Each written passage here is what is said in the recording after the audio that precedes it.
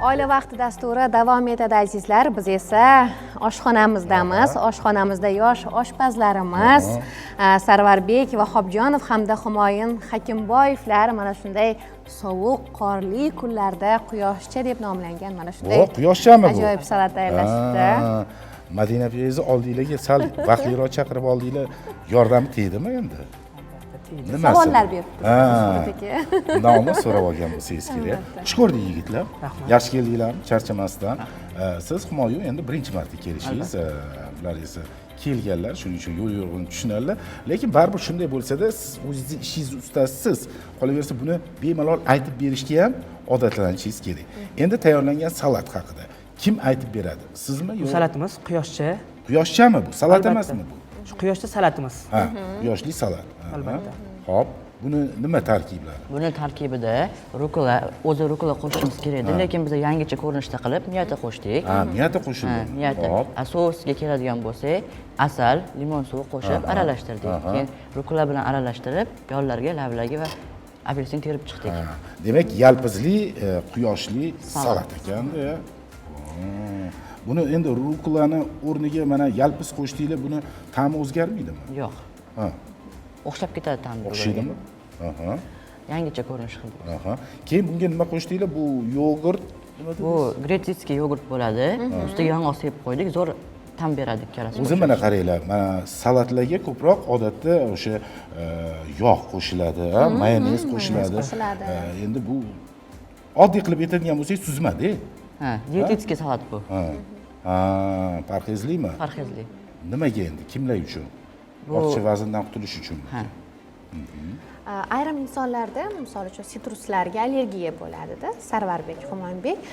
Mana shu apelsin o'rniga boshqa mevalardan foydalansak bo'ladimi? Albatta, uni o'rniga olma, kivilarni qo'shsak bo'ladi. Bemalol. Kivi ham sitrusga kiradi. Olma ishlatsak bo'ladi. Bo'ladi.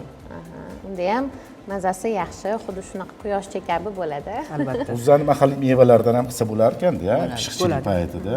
Masalan, giloslar solsa bo'lmaydimi bunga? Yo faqatgina Giloslarni solsak bo'ladi, faqat bezak uchun qo'ysak bo'ladi. Yana qanaqa salatlarni bilasizlar? Qanday salatlar? Juda ko'p salat bilamiz. Qancha, masalan, sonini hisoblab ko'rganmisizlar? Yo'q.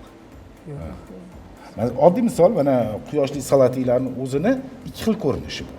Hozir o'zingizlar aytdinglar, o'zi aslida rukla bo'lish kerak edi, biz buni o'rniga yalpiz soldik. Shuni o'zida sizlar ikkita salatni yaratib qo'ydinglar. Albatta. Demak, 10 ta salat olsanglar ham, uni yangi nimalardir qo'ysanglar, yana ham boyitib, uni sonini ko'paytirish mumkin ekan. Bu nimadan endi? O'sha ishini mohir ustasi bo'lgan odammi? Albatta, ishini professionalligidan, mahoratidan. Humoyun, siz qachondan beri o'zi Bu oshpaz? sohaga kirib kelganimga 1 yil bo'ldi. Shu soha bo'yicha hozirda o'qib kelaman texnikumda. Hozirda o'qiyapman faqat. Bular bilan qayerda topishdik, ko'rish? Bular bilan Instagramda topishdik. Instagram, bir-birlarini kuzatgansizlar-ya. O'zi baribir mana shu ijtimoiy tarmoqlar ham o'ziga yarasha yaxshi foydali jihati bor-da. Bir-birlar bilan fikr almashasizlar, qanday tayyorlanganini so'raysizlar. Shu paytda hech Sarvar bekitganmi bu narsa? Yo'q, shu paytgacha bekitmadilar aldimda. Har kuni o'rgatgan-a? Bilgan narsalar. Karvinggacha o'rgatganmisizlar? Albatta, Karvinga Humoyun biz bilan birga o'qiydilar. Birga hamkasb biz. Tushunarli. Har bir retseptlarni o'zini siri bo'ladi. Lekin hamma oshpaz ham shu sirni ochavermaydi. Shunga nima deysizlar? Sizlar aytib turinglar, men bir salatinglarga baho berib qo'ying. Endi u sirlari sirligicha qolsin deydi-yu. Bizda ham sirligicha qola qolsin. Nimaga endi buni qizg'anch bo'ladi-ya shu oshpazlarimiz, bilasizlarmi? Nimagadir qizg'anishadi? Retseptlarni ochiq aytishmaydi har doim. Ham qayerindir berkitishadi, u o'zini sirligicha qoladi. Chunki har bir oshpazni o'zini izyuminkasi bo'lganligi uchunmi balkim. Chunki bekitishdan sabab uni qancha mehnati bo'ladi, sabr toqati, harakatlari, natijalari. Shuning uchun Men qiynalib topdim, sizlar ham qiynalib topdingiz deyapsizlar. Lekin salat zo'r, menga yoqdi, o'sha yalpizi ham o'ziga yarasha mazza beryapti. Keyin bunga menimcha apelsinni suvini ham ozgina qo'shib yubordim. limon suvi. Limonmi? Juda bir mazasi o'sha limon bilan yalpiz, xuddi apelsinning mazasiga o'xshab ketdi. Qoyil, ishingizga omad. To'g'risi juda ham yaxshi.